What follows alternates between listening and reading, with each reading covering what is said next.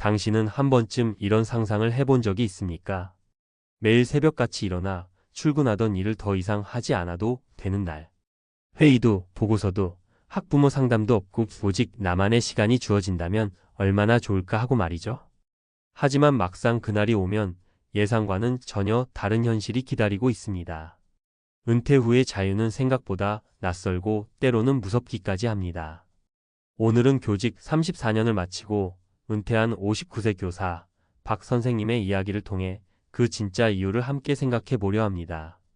박 선생님은 경기도의 한 중학교에서 과학을 가르쳤습니다.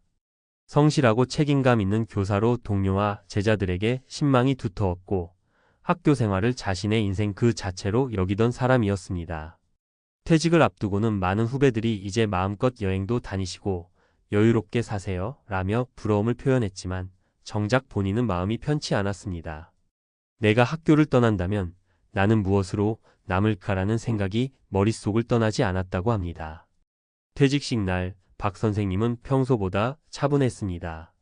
수많은 제자들이 축하 메시지를 보내왔고 동료 교사들이 꽃다발을 안겼습니다. 하지만 그 축하의 순간이 끝나고 집에 돌아온 밤 갑자기 깊은 허전함이 밀려왔습니다. 다음 날 아침에도 평소처럼 새벽 6시에 눈이 떠졌습니다. 습관처럼 셔츠를 입고 넥타이를 매려다 멈췄습니다. 이제 나는 출근할 곳이 없구나. 그 한마디가 가슴을 내려앉게 했습니다. 퇴직 3일째 되던 날 그는 식탁에 앉아 커피를 마시다 갑자기 눈물이 났다고 합니다. 이유는 단순했습니다. 아내는 출근하고 아이들은 모두 독립해 집에는 아무도 없었기 때문입니다.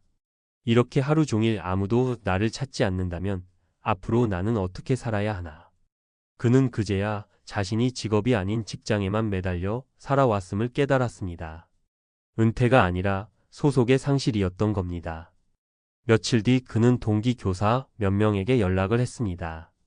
놀랍게도 그들 모두가 비슷한 감정을 털어놓았습니다. 퇴직 후 일주일 만에 아내에게 잔소리 듣고 집 밖으로 쫓겨났어. TV만 보다 보니 하루가 순식간이야. 이제 누가 나한테 선생님이라고 부르지 않아. 그들은 각자의 자리에서 존경받던 사람들이었지만 은퇴 후엔 모두가 같은 허공을 바라보고 있었습니다. 박 선생님은 스스로에게 질문을 던졌습니다. 나는 왜 이렇게 무너졌을까? 그때부터 그는 매일 일기를 쓰기 시작했습니다. 처음엔 아무 말 없이 하루를 기록하는 수준이었지만 점점 글 속에 자신의 마음을 담기 시작했습니다. 오늘도 나를 찾는 사람은 없었다.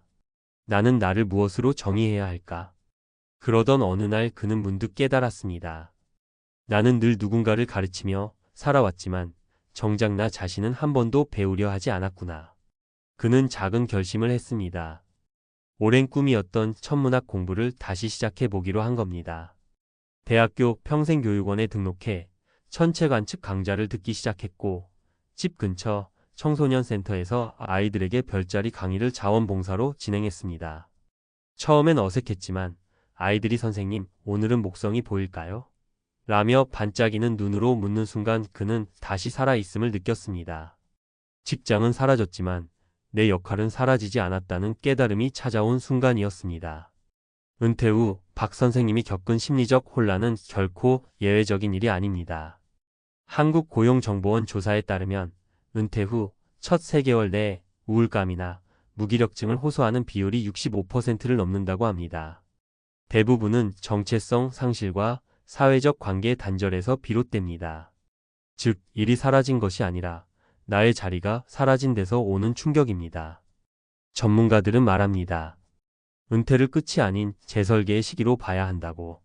지금까지의 삶이 사회적 역할 중심이었다면 은퇴 후는 개인적 의미 중심으로 재편해야 한다는 겁니다. 이를 위해선 3가지 준비가 필요합니다. 첫째, 심리적 공백을 인정하는 것. 누구나 처음엔 불안하고 공허합니다. 그 감정을 부정하지 않고 받아들이는 것이 첫 걸음입니다.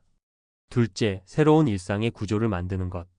일정한 기상시간, 식사, 산책, 독서 등 스스로의 루틴을 정해야 합니다. 일상이 무너지면 마음도 무너집니다. 셋째, 사회적 연결을 유지하는 것.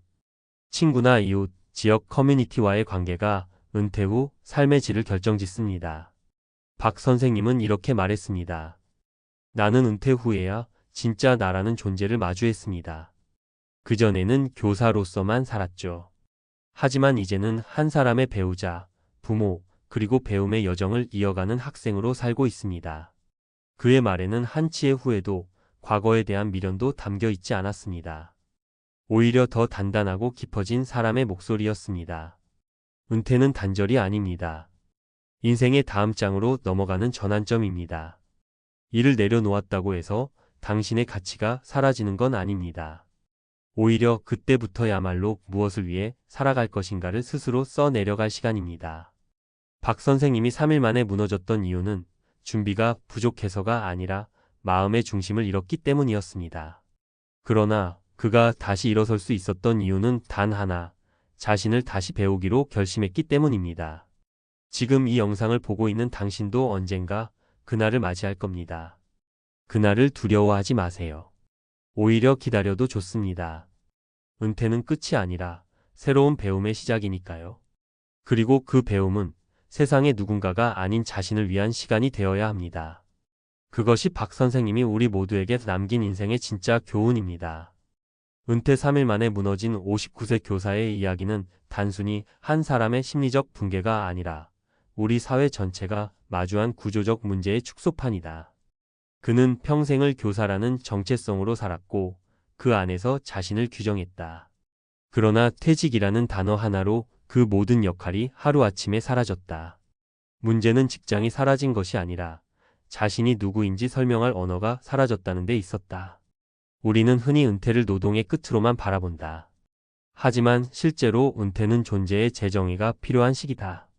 일을 내려놓은 순간부터 사람은 사회적 존재가 아닌 개인적 존재로 다시 서야 한다. 바로 그때 혼란이 시작된다. 퇴직 후 무너지는 사람들의 공통점은 하나다. 그들은 자신을 직업으로만 설명해왔다. 나는 교사다. 나는 은행원이다. 나는 공무원이다. 라는 문장이 평생의 자기소개였다. 하지만 은퇴 이후 그 문장은 더 이상 유효하지 않다. 대신 남는 건 나는 누구인가라는 질문뿐이다. 그 질문 앞에서 대부분의 사람들은 멈춰선다. 이제까지는 사회가 준 역할을 수행하며 살아왔지만 이제는 스스로 역할을 만들어야 하기 때문이다. 그러나 한국의 은퇴자 대부분은 그 준비가 되어 있지 않다. 직업 교육은 철저하지만 은퇴 후 자기 교육은 부재하다. 박 선생님처럼 교직에 몸담았던 사람일수록 그 충격은 더 크다. 학교는 명확한 질서와 구조로 이루어진 사회다. 시간표가 있고 규칙이 있고 누가 누구를 가르치고 평가하는지가 명확하다. 하지만 은퇴 후의 세상은 그 어떤 질서도 존재하지 않는다. 매일 똑같이 울리던 종소리가 사라지고 자신을 필요로 하던 수많은 눈빛이 사라진다. 은퇴자는 그제야 깨닫는다. 자신이 자기 삶의 시간표를 한 번도 짜본 적이 없었다는 사실을. 그리고 그 무질서의 세계는 생각보다 훨씬 불안하다. 전문가들은 말한다. 은퇴 후 사람들은 세 가지 상실을 경험한다고. 첫째는 역할의 상실이다. 사회가 부여한 직업적 역할이 사라지면 자신을 증명할 근거도 함께 사라진다. 둘째는 관계의 상실이다. 직장에서의 동료 관계는 퇴직과 함께 자연히 끊어진다. 인간관계의 70% 이상이 직장을 중심으로 형성되었기에 은퇴 후엔 하루아침에 사회적 네트워크가 붕괴된다. 셋째는 의미의 상실이다. 내가 왜 하루를 살아야 하는가에 대한 이유를 잃게 된다. 이 세 가지가 동시에 무너질 때 사람은 방향 감각을 잃는다. 박 선생님은 그 공백을 이겨내기 위해 스스로에게 질문을 던졌다. 나는 왜 이렇게 무너졌을까? 그리고 그 답을 찾기 위해 매일 일기를 썼다. 이 행위는 단순한 기록이 아니라 자기 치유의 과정이었다. 글을 쓰며 그는 처음으로 자신을 교사로서가 아니라 인간 박모 씨로 마주했다. 그는 자신이 34년 동안 아이들을 가르쳤지만 정작 자신에겐 단 한 번도 배움의 기회를 주지 않았음을 깨달았다.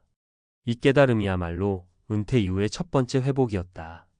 많은 이들이 은퇴를 준비할 때 연금, 퇴직금, 부동산, 투자, 수익 같은 재정적 안정만을 생각한다. 그러나 진짜 중요한 건 심리적 안정이다. 재정이 안정되어도 마음이 불안하면 은퇴는 실패한다. 반대로 소득이 줄어도 마음이 단단하면 은퇴는 또 다른 시작이 된다. 심리학적으로 볼 때 은퇴자는 일종의 미니 사춘기를 겪는다. 자아 정체성의 재구성이 필요하기 때문이다. 일과 타인의 평가 속에서 살아온 사람일수록 자기 안의 욕구나 감정을 외면해왔다. 은퇴 후 그 억눌렸던 내면이 드러나며 혼란이 생긴다. 어떤 이는 배우자와 갈등을 겪고 어떤 이는 갑자기 무기력해진다. 이 시기를 건강하게 통과하기 위해선 내면의 구조 조정이 필요하다. 그 첫 단계는 자기 대화다. 스스로에게 나는 무엇을 좋아했는가, 무엇을 하면 즐거운가를 묻는 것이다. 이 단순한 질문이 생각보다 많은 걸 바꾼다. 사회적으로도 우리는 이제 퇴직 후 사회를 새롭게 설계해야 한다. 한국은 OECD 국가 중 은퇴 연령 대비 재취업률이 높은 나라다. 그만큼 많은 이들이 경제적 이유로 다시 일을 시작한다.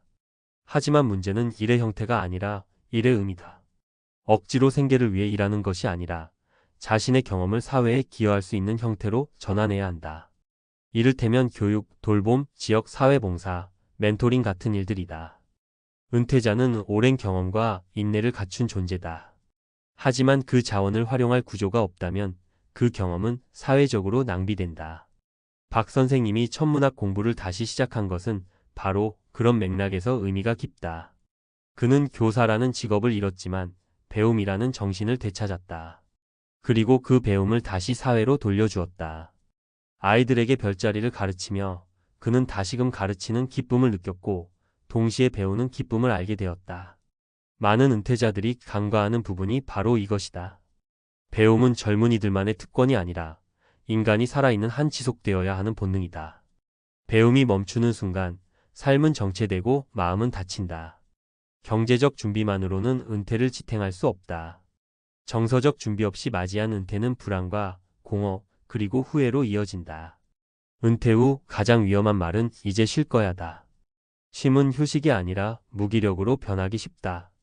쉰다는 것은 다시 나아가기 위해 멈추는 것이지 그 자리에 멈추는 것이 아니다.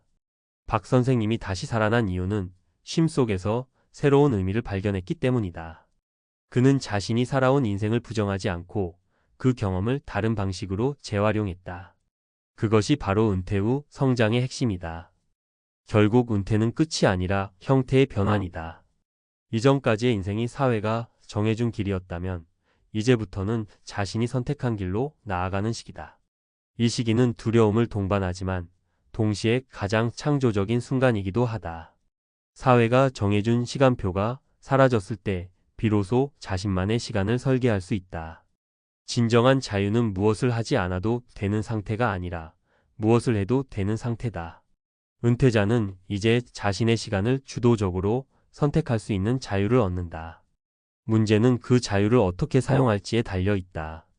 박 선생님은 마지막에 이렇게 말했다. 나는 은퇴 후에야 처음으로 내 인생의 주인공이 됐습니다. 그전엔 늘 누군가의 평가 속에서 살았지만 이제는 내 하루를 스스로 만들어갑니다. 그의 말은 우리에게 묵직한 질문을 던진다. 우리는 과연 은퇴 후의 삶을 스스로 설계할 준비가 되어 있는가? 아직 직장에 다니는 사람이라면 지금부터라도 그 질문을 던져야 한다. 내가 일을 내려놓는 순간 나는 어떤 모습으로 남고 싶은가? 그 답을 찾는 과정이 바로 은퇴 준비의 시작이다. 은퇴는 도망쳐야 할 현실이 아니라 다시 태어날 기회다. 사회가 주었던 이름과 역할을 내려놓을 때 비로소 진짜 나라는 이름으로 살아갈 수 있다. 박 선생님이 3일 만에 무너졌던 것은 자연스러운 과정이었다. 그러나 그가 다시 일어선 이유는 자신을 새롭게 정의했기 때문이다. 우리는 모두 언젠가 그 시기를 맞이한다. 중요한 것은 그때 무너지느냐, 다시 서느냐이다. 인생의 진짜 교훈은 결국 그 선택의 순간에 드러난다. 그리고 그 선택은 오직 자신만이 할 수 있다.